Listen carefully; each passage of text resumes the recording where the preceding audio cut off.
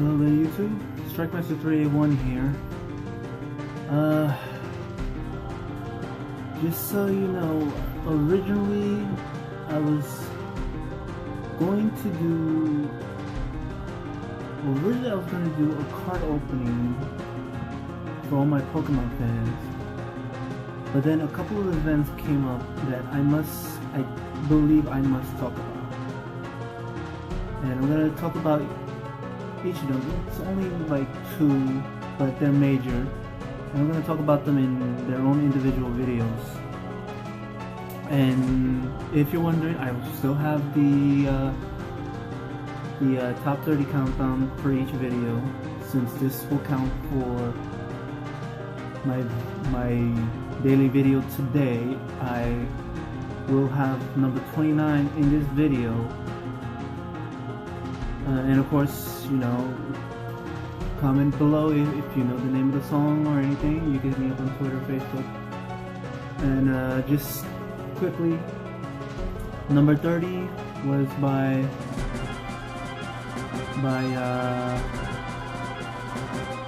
Yukata Akito. I'm probably saying the name wrong, but the name of the song is known as Sanctuary. It's part of the Kingdom Hearts 2 and Kingdom Hearts 358/2 Days soundtrack, mainly known from the Kingdom Hearts 2 soundtrack.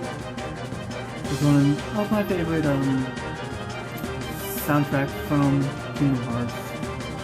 And so, you know, just so you know, top 30 will consist of pretty much random songs that I like. Could be soundtrack songs from games I like, it could be some of my favorite music, no matter what the genre, whether it's hip-hop, R&B, pop, or rock, even rap and all that. But anyway, enough about that. As I mentioned, there have been some events that have been happening, and I thought it's best I start mentioning them now. Now, the first event, originally, this was gonna, as you know, was gonna be a Pokemon card game, but instead, it was going to be a video on behalf of Kalel, I probably am saying it wrong, but Kalel and Anthony Padilla, and I'm probably butchering his last name wrong too. So basically, Anthony and Kalel of Watch Us Live and Stuff. Anthony, who is also known as the Smosh Game, Smosh Game, and Kalel for their couple channel and other channels, but that's gonna be on its own separate video. How I'll probably record a few of these videos, and that particular video I'll probably send it to them first before I even post it, just to get their feedback on it, what they thought. But anyway, recently, which was just today, the grand jury decided, in case you wondered, there was a 2-month trial on whether to indict the officer who put the illegal chokehold on Eric Gardner, causing his death.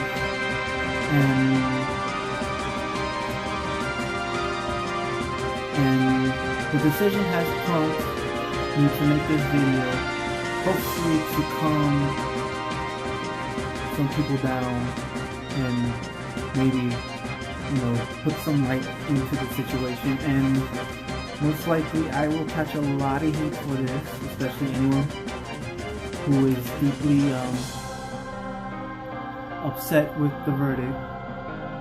But I think this video must be done. It's gonna take a lot here, but in all honesty, I'm not afraid of the backlash, because there is freedom of speech here, and again, my hope is to calm the people down a little bit and maybe spread some light here.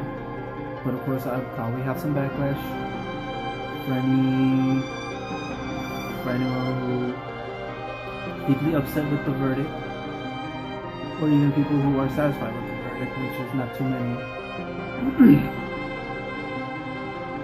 But the grand jury decided not to indict the officer who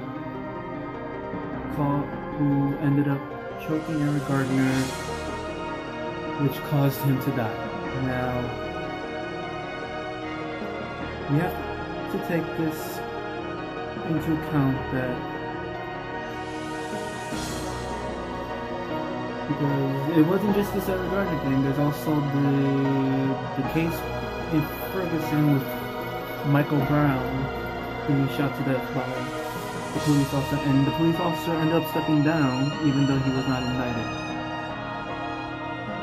What we have to understand is that cops are trained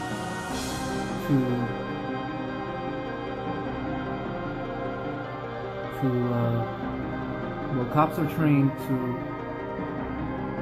what's the best word to say? Cops are trained to control the situation however is needed. So if an incident happens where either a crime is committed or someone is under suspicion and resists arrest, they have the right to use force by law. So that's part of the reason why the grand jury ended up deciding not to indict the officer in the Eric Gardner case.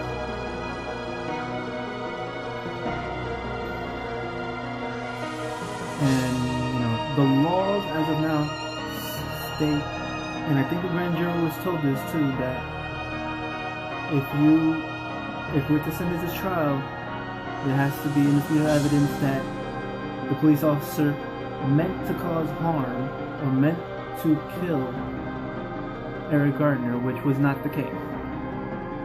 That's all the grand jury could do. They can't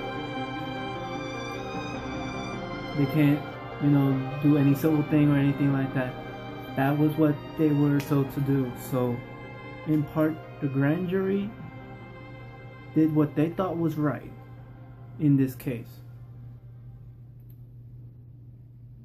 Now, having said that, do I believe that the officer should face some type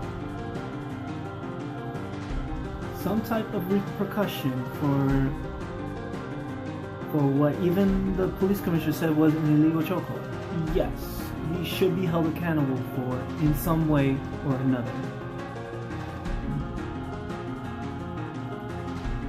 But he technically did not commit a crime in this case.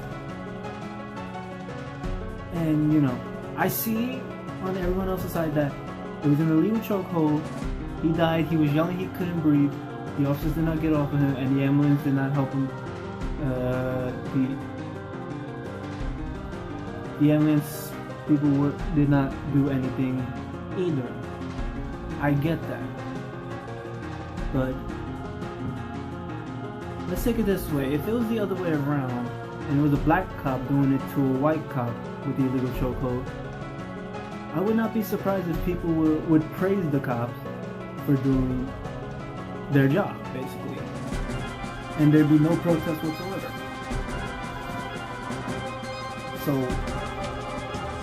yes, they should face some type of repercussion, but unfortunately, we're still living in a time where there's still a division between blacks and white. Now, I'm trying my best to stay unbiased here in any way. So, please bear with me. There's been that barrier of the whites and the blacks and even the Hispanics for quite a long time. And even to this day, there's still that divide. Now, having said that, is there such thing as justice in this day? Yes. because you see there has been crimes that have been stopped. But is that really still there to where there's still going to be biased decision, or at least people feeling that everything has been done biased because, you know, I'm black and they're white and the officers are white and they're getting away with a crime because they're white and I'm black. There will always be that. And unfortunately, I don't see it ever happening in my life or any of the viewers' lives here that's ever going to change. Now, can we hold them accountable? Yes, I do believe they should be held accountable, but they should not be facing a murder charge because they did what they were taught to do.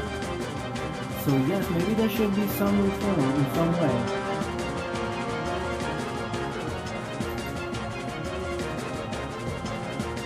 But you're also talking about in the news today that they were thinking about doing a body cam pilot program. Here's the issue with that. The main issue is there any law in place that would force them to have it on at all times? Because here's the thing, the body cam won't do shit if it can't be relied on. So, if you're going to enforce the body cam thing, will you put a law into effect that will basically force them to use it at all times so that way everything is recorded? And then two, you also have to take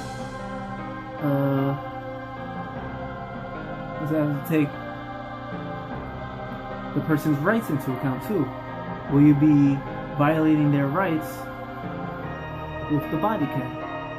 And honestly, I don't blame them for wanting to try this out, but there's not enough there to make this a permanent thing. So I don't know where that's gonna go from there. But I will end off with this. Whether you're white or black, if you have the intent to commit a crime,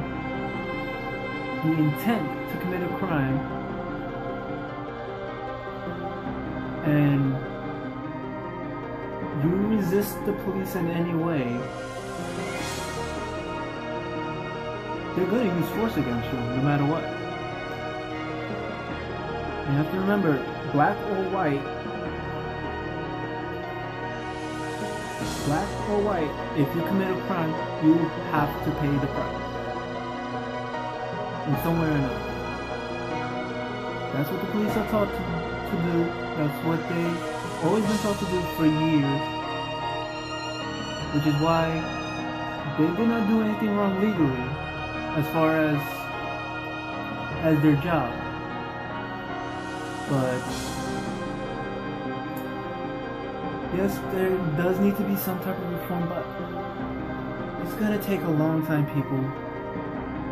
So for now, if you are gonna protest, make sure they're peaceful. Don't go crazy like they did in Ferguson and basically shut the whole town down. Do it in peace. Please just do it in peace, and just remember that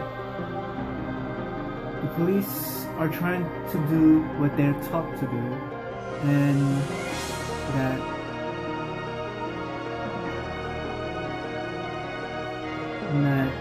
you know, if it was the other way around, you'd probably be praising the cops. So, you know, it's not just the cop mentality, it's also the human mentality too.